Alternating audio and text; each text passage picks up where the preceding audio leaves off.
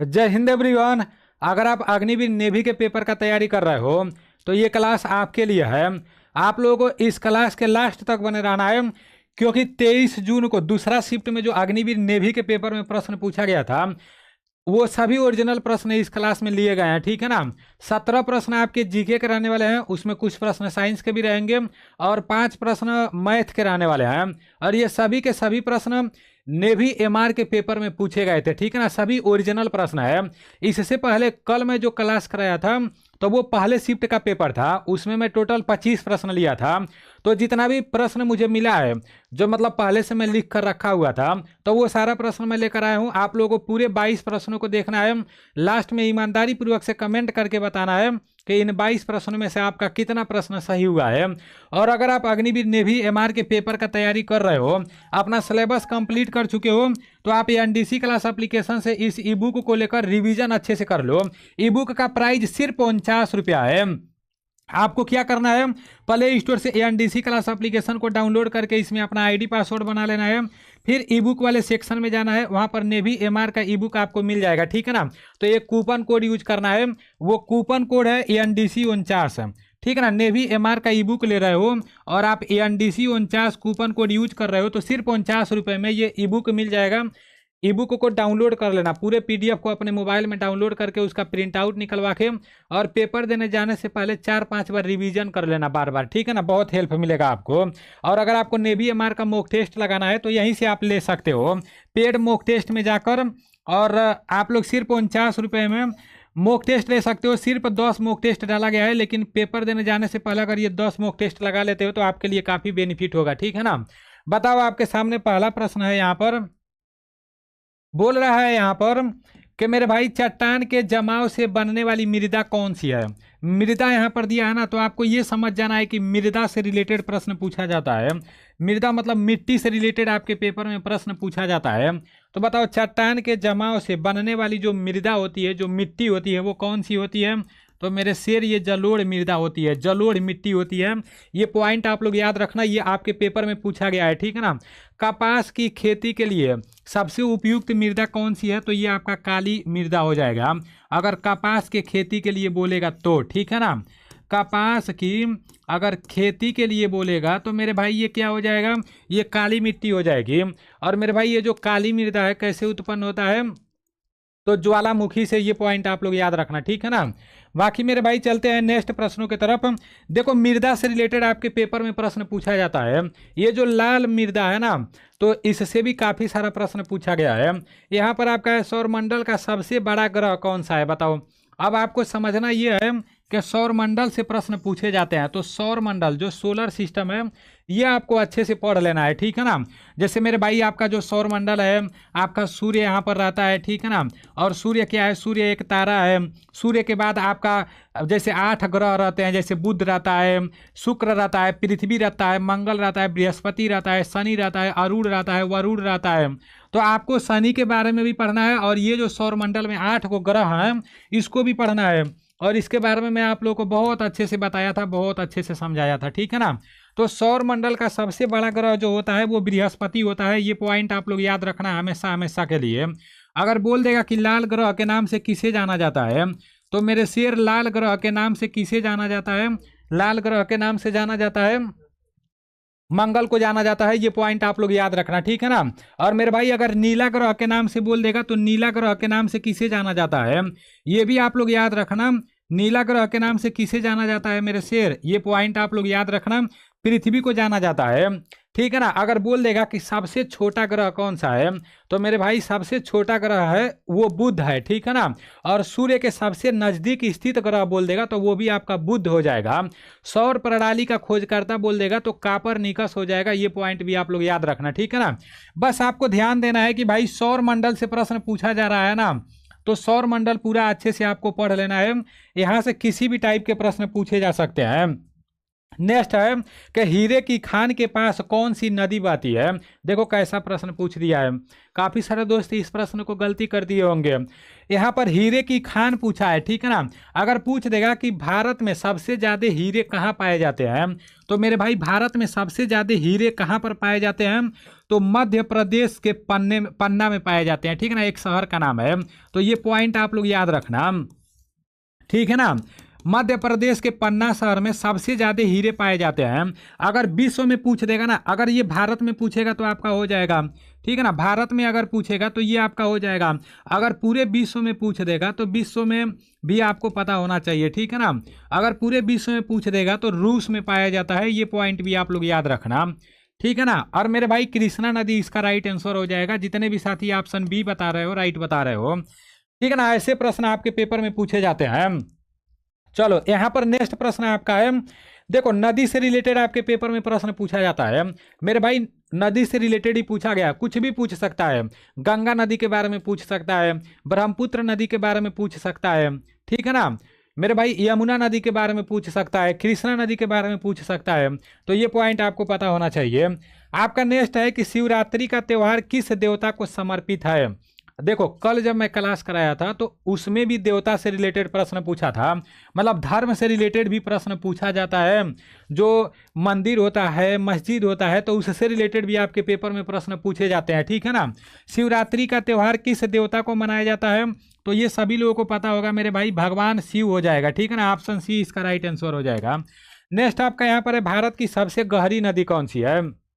देखो नदी से 2 प्रश्न पूछ दिए गए हैं एक ही शिफ्ट में मेरे भाई। पूछा है भारत की सबसे गहरी नदी कौन सी है। अगर सबसे गहरी नदी बोल देगा तो कौन हो जाएगा, अगर सबसे लंबी नदी बोल देगा तो क्या हो जाएगा मेरे भाई। अगर बोल देगा कि भारत की सबसे लंबी नदी कौन सी है, तो जो सबसे लंबी नदी है वो कौन सी है, तो मेरे भाई सबसे लंबी नदी गंगा नदी है, ठीक है ना।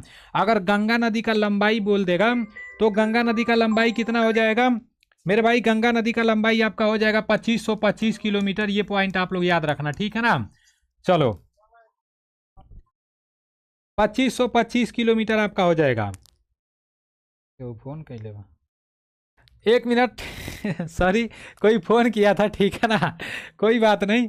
भारत की सबसे गहरी नदी कौन सी है, तो मेरे भाई ये ब्रह्मपुत्र हो जाएगा। अगर सबसे चौड़ी नदी बोलेगा तो ये भी आपका क्या हो जाएगा, ब्रह्मपुत्र हो जाएगा। ये पॉइंट भी आप लोग याद रखना। क्या बोल देगा, सबसे चौड़ी नदी अगर बोल देगा तो क्या हो जाएगा, सबसे चौड़ी नदी क्या हो जाएगा मेरे भाई, सबसे चौड़ी नदी भी आपका ब्रह्मपुत्र हो जाएगा, ठीक है ना। ये पॉइंट आप लोग याद रखना। और गंगा नदी भारत के 5 राज्यों से होकर गुजरती है। जैसे उत्तराखंड के हरिद्वार से आती है, उत्तर प्रदेश में प्रवेश करती है, फिर बिहार में जाती है, बिहार से झारखंड में जाती है, पश्चिम बंगाल में जाती है, फिर जाकर बंगाल के खाड़ी में गिर जाती है। तो वो सारी चीज़ें बहुत विस्तार से आप लोगों को बताया गया है एप्लीकेशन में। अगर आप सेकेंड स्टेज के पेपर का तैयारी करना चाहते हो अच्छे तरीके से, तो आप लोग क्या करोगे,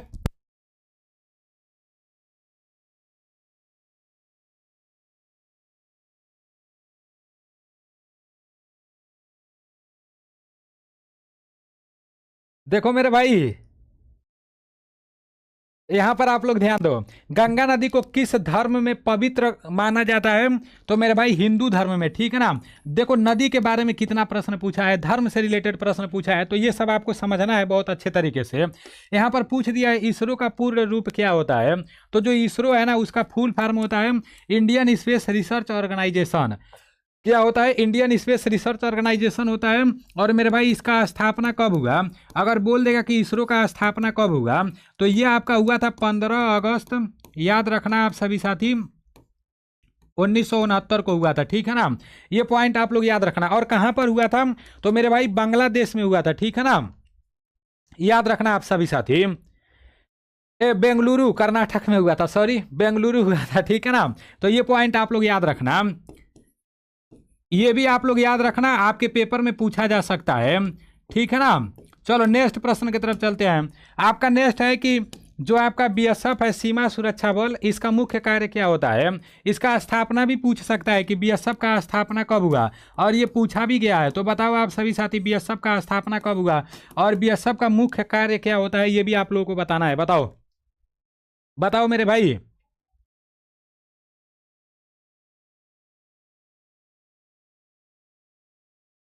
चलो इसका आपका हो जाएगा 1 दिसंबर 1965 को हुआ था इसका स्थापना, ठीक है ना। कब हुआ था, तो 1 दिसंबर 1965 को हुआ था। और मेरे भाई बीएसएफ का फुल फॉर्म पूछा है ना, तो भारत की सीमाओं का जो सुरक्षा होता है तो ये बीएसएफ द्वारा किया जाता है, याद रखना आप लोग। आपका नेक्स्ट है कि मलेशिया की मुद्रा क्या है। मेरे भाई देखो, अगर अमेरिका का बोलेगा तो ये डॉलर हो जाएगा, याद रखना। मुद्रा से रिलेटेड आपके पेपर में प्रश्न पूछा जाता है, क्योंकि ये ओरिजिनल प्रश्न है, पूछा गया है, ठीक है ना। और बांग्लादेश का बोलेगा तो क्या हो जाएगा, याद रखना आप सभी साथी।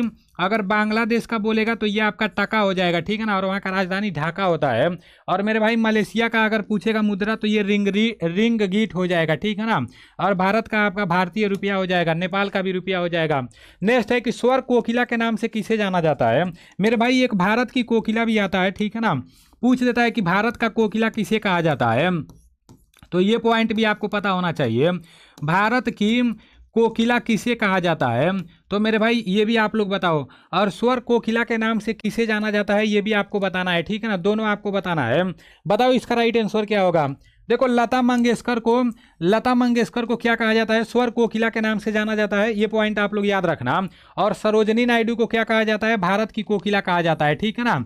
पूछेगा कि भारत की कोकिला किसे कहते हैं, तो सरोजनी नायडू को। और लता मंगेशकर को मेरे भाई स्वर कोकिला के नाम से जाना जाता है। जोधपुर शहर किस राज्य में स्थित है, बताओ। देखो मेरे भाई ऐसा प्रश्न भी पूछ देता है, ठीक है ना, कौन सा शहर किस राज्य में है, तो ये जो जोधपुर है ये आपका राजस्थान में है, याद रखना आप लोग। नेक्स्ट आपका है ब्राजील की आधिकारिक भाषा क्या है। काफ़ी सारे मतलब देश के भाषा को लेकर मैं यहाँ पर आया हूँ, तो वो आप लोग देख लेना, ठीक है ना। ब्राजील की आधिकारिक भाषा पूछ रहा है, तो ये आपका क्या हो जाएगा, पुर्तगाली हो जाएगा, ठीक है ना। ब्राजील का जो आधिकारिक भाषा है तो वो आपका पुर्तगाली हो जाएगा। यहाँ पर कुछ देशों के आधिकारिक भाषा को लेकर आया हूँ, क्योंकि कल वाले शिफ्ट में भी भाषा से रिलेटेड प्रश्न पूछा था। इसका स्क्रीनशॉट आप लोग ले लेना। क्लास अच्छा लग रहा होगा तो जिस तरह कल आप लोग कमेंट किए थे उसी तरह से कमेंट कर देना, और बिना कहे सुने क्लास को लाइक कर देना, ठीक है ना। यहाँ पर है भारत की आधिकारिक भाषा क्या है, तो मेरे भाई अगर भारत का बोलेगा आधिकारिक भाषा तो हिंदी हो जाएगा। इंग्लैंड का प्रमुख भाषा बोलेगा तो अंग्रेजी हो जाएगा। चीन की आधिकारिक भाषा बोलेगा तो मंदारिन चीनी हो जाएगा, याद रखना, देखना इंपॉर्टेंट है। चीन की आधिकारिक भाषा पूछा जा सकता है, तो इसका स्क्रीनशॉट ले लो, याद कर लो, मंदारिन चीनी हो जाएगा। फ्रांस की आधिकारिक भाषा क्या है, तो मेरे भाई फ्रेंच हो जाएगा।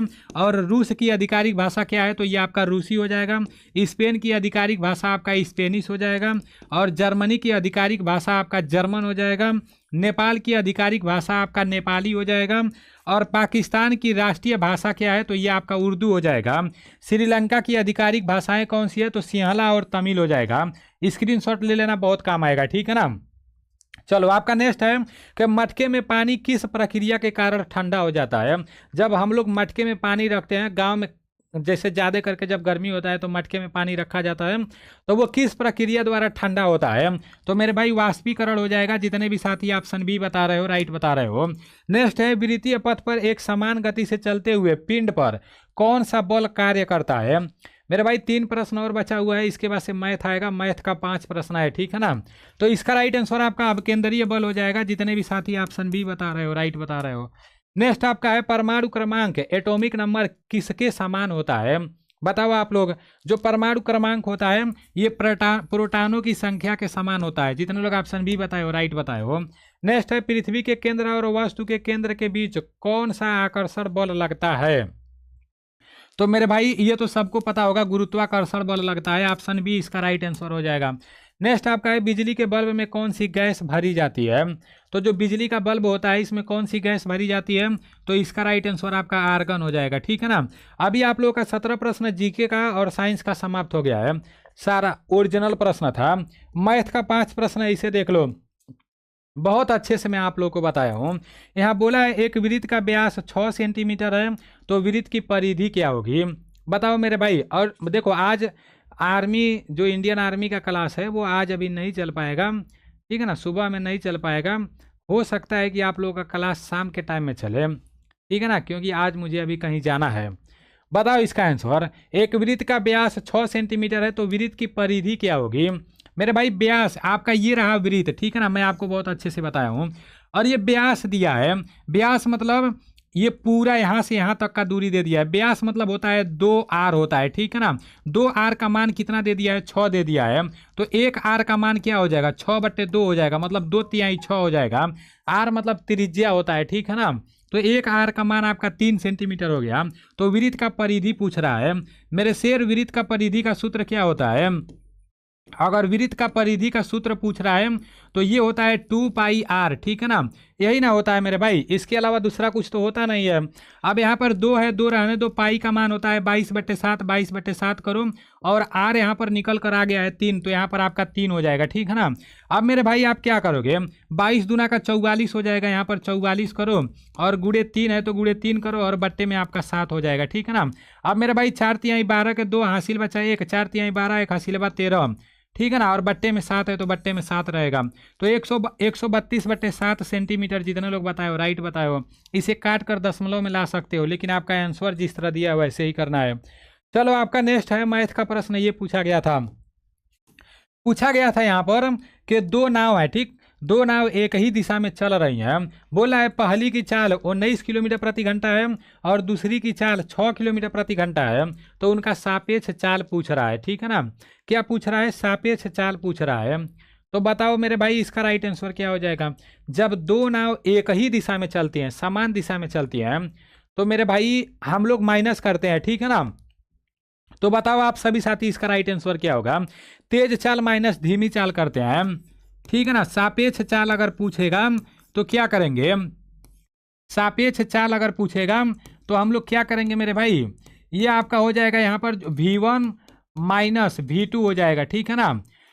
V1 आपका 19 किलोमीटर प्रति घंटा है, यहाँ पर आपका सापेक्ष चाल निकल कर आ जाएगा, सापेक्ष चाल निकल के आ जाएगा।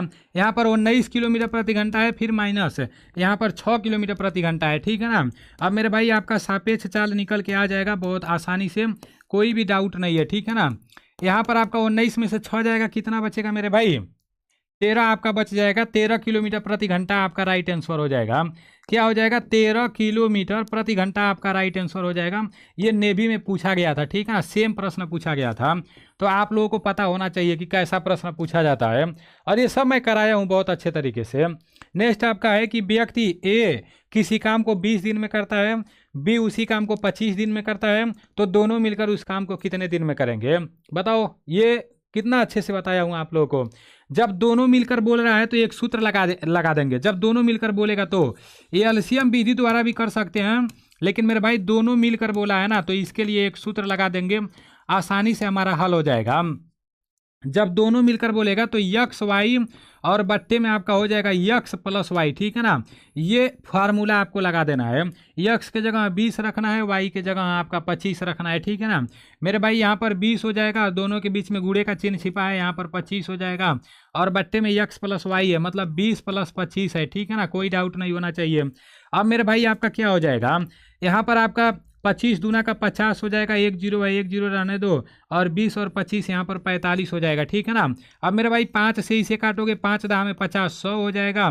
5 से इसे काटोगे, 9 × 5 = 45 हो जाएगा, ठीक है ना। अब मेरे भाई अगर 100 को आप 9 से काट देते हो तो 11.11 राइट आंसर हो जाएगा, ठीक है ना। 11.11 दिन जितने लोग बता रहे हो राइट बता रहे हो, कोई डाउट नहीं है। चलो आपका नेक्स्ट है, इसके बाद एक प्रश्न और बचा है। बोला मूलधन 700 पर 9% की वार्षिक दर से 73 दिन का साधारण ब्याज क्या होगा? बस बात फंसाने वाला यहाँ पर दे दिया है 73 दिन, बाकी तो सब आसान ही है। ये जो 73 दिन दिया है तो इसी को वर्ष में बदलकर हम प्रश्न को हल कर देंगे, कोई डाउट नहीं होना चाहिए, ठीक है ना। पूछा क्या है? पूछा है साधारण ब्याज कितना होगा। तो साधारण ब्याज का सूत्र होता है SI बराबर क्या होता है? PRT/100। क्या होता है मेरे शेर? PRT/100 होता है, ठीक है ना। SI बराबर PRT/100 होता है। तो SI यहाँ पर है, रहने दो। P मतलब मूलधन कितना हो जाएगा? 700 है मूलधन, तो 700 यहाँ पर हो जाएगा। गुड़े R कितना है? 9% है, तो यहाँ पर 9% हो जाएगा। गुड़े T कितना है? टाइम कितना है? 73 दिन है, तो 73 दिन को आप वर्ष में बदल दो। वर्ष में मतलब 365 यहाँ पर लिख दोगे तो आपका साल में बदला जाएगा, ठीक है ना, क्योंकि 365 से भाग देंगे साल में बदला जाएगा। बट्टे में 100 रहता है ना, जैसे SI वाला जो सूत्र रहता है PRT/100। SI मतलब सिंपल इंटरेस्ट मतलब साधारण ब्याज, फिर P मतलब मूलधन प्रिंसिपल होता है, फिर R मतलब रेट मतलब दर होता है, फिर T मतलब टाइम होता है, ठीक है ना। अब मेरे भाई आप क्या करोगे? आप 73 से 365 को काट दोगे, 5 बार में कट जाएगा यहाँ पर, ठीक है ना। यहाँ पर 5 बार में आपका कट जाएगा, और 2 0 से इस 2 0 को आप लोग काट सकते हो, कोई डाउट नहीं होना चाहिए। अब मेरे भाई यहाँ पर आपका SI कितना निकल के आ गया, 7 9 63 हो जाएगा, और बट्टे में 5 है तो बट्टे में 5 रहेगा। अब इसे काट दो, 5 का नाम 5 हो जाएगा, 1 बचेगा, इसे दे देगा 5 दूना 10 हो जाएगा, 3 बचेगा, फिर 5 छके 30 हो जाएगा, ठीक है ना। तो 12.6 आपका राइट आंसर हो जाएगा, ठीक है ना, 12.6 आपका राइट आंसर हो जाएगा। किसी को कोई डाउट में नहीं पड़ना है। दिन देगा या 1.5 महीना देगा, 2.5 महीना देगा, 3.5 महीना देगा, कुछ भी देगा, आप डायरेक्ट सीधा सीधा कर लेना, ठीक है ना। वर्ष में उसको बदल देना, अगर महीना दे रहा है ना उसको वर्ष में बदल देना। वर्ष में बदलने के लिए जैसे देखो 12 महीना है, ठीक, अगर 12 महीना में हमको पता करना रहेगा कि कितना वर्ष होता है तो हम 12 से भाग देंगे, क्योंकि एक वर्ष में 12 महीना होता है, तो मेरे भाई 12 महीना में आपका 1 वर्ष हो जाएगा। तो बस सीधा सीधा सा बात है, जब वर्ष में बदलना रहेगा, अगर दिन को वर्ष में बदलना रहेगा तो 365 से भाग देंगे, अगर महीना को वर्ष में बदलना रहेगा तो 12 से भाग देंगे, बस सीधा सीधा सा है। अब देखो मेरे भाई, अनुपात का सिंपल सा प्रश्न दिया है, गलती तो नहीं होना चाहिए, लास्ट प्रश्न है आपका। और क्लास अच्छा लगा होगा तो लाइक कर देना, ठीक है ना। लाइक करने के लिए मैं बोलता नहीं हूँ, कर देना, उससे मुझे कुछ मिलेगा भी नहीं, ठीक है ना। यहाँ पर आपका ABCD लिखा है ना, तो A हो गया, फिर अनुपात B हो गया, फिर अनुपात C हो गया, फिर अनुपात D हो गया, ठीक है ना। देखो A और B का मान दिया है 1:2, तो A और B का मान क्या हो जाएगा, 1:2। B और C का 3:4 दिया है, तो यहाँ पर 3:4 हो जाएगा। सबसे सिंपल प्रश्न है मेरे भाई। C और D का मान 4:1 दिया है, तो C और D का मान हो जाएगा 4:1। अब मेरे भाई इसी को हल करना है। इसके सामने कुछ नहीं है 2 रखो, इसके सामने कुछ नहीं है 2 रखो, इसके सामने कुछ नहीं है 3 रखो, इसके सामने कुछ नहीं है, यहाँ पर 4 रखो, ठीक है ना। यहाँ पर क्या रखोगे, 4 रखोगे, इसके सामने कुछ नहीं है तो यहाँ भी 4 रखोगे। अब बस गुणा कर देना है, 1 का गुणा 3 में करोगे, 3 का नाम 3 हो जाएगा, ठीक है ना। यहाँ भी आपका 4 हो जाएगा, यहाँ पर आपका 3 का नाम 3 हो जाएगा, 3 चौको 12 हो जाएगा, ठीक है ना। फिर यहाँ पर 4 तिहाई 12, 12 दूना का 24 हो जाएगा यहाँ पर। फिर अनुपात 4 चौको 16, 16 दूना 32 हो जाएगा, ठीक है ना। और 4 दूना का यहाँ पर 12 हो जाएगा। अब मेरे भाई 4 दूना का 8 हो जाएगा, ठीक है ना, सॉरी 4 दूना का क्या हो जाएगा, 8 हो जाएगा। किसी का नज़र जब पड़ता है तो भाई थोड़ा सा मिस्टेक हो जाता है। अब इसे काट कर छोटा कर लो, ठीक है ना। 4 तिहाई 12 हो जाएगा, कट जाएगा, और यहाँ पर 4 छके 24 हो जाएगा, ठीक है ना। फिर 4/32 हो जाएगा, उसके बाद से 4 दूना का 8 हो जाएगा। अब मेरे भाई कटने वाला नहीं है, ठीक है ना, एक अंक से काटते हैं। तो ये 3 6 8 2, 3 6 8 2 ऑप्शन ए जितने लोग बताए हो राइट बताए हो। बस अभी आप लोगों का पूरा 22 प्रश्न समाप्त हो गया है। कमेंट करके बताना आपका कितना प्रश्न सही हुआ है। बाकी इंडियन आर्मी का क्लास शाम के टाइम में होगा, ठीक है ना, मैं आप लोगों को बता दूंगा। आप सभी साथियों को ऑल द बेस्ट, मेहनत करते रहो, और ANDC क्लास एप्लीकेशन से मॉक टेस्ट लेकर प्रैक्टिस सेट लगाते रहो, क्योंकि वो आपको बहुत मदद करेगा, ठीक है ना। मिलते हैं अगले क्लास में। जय हिंद।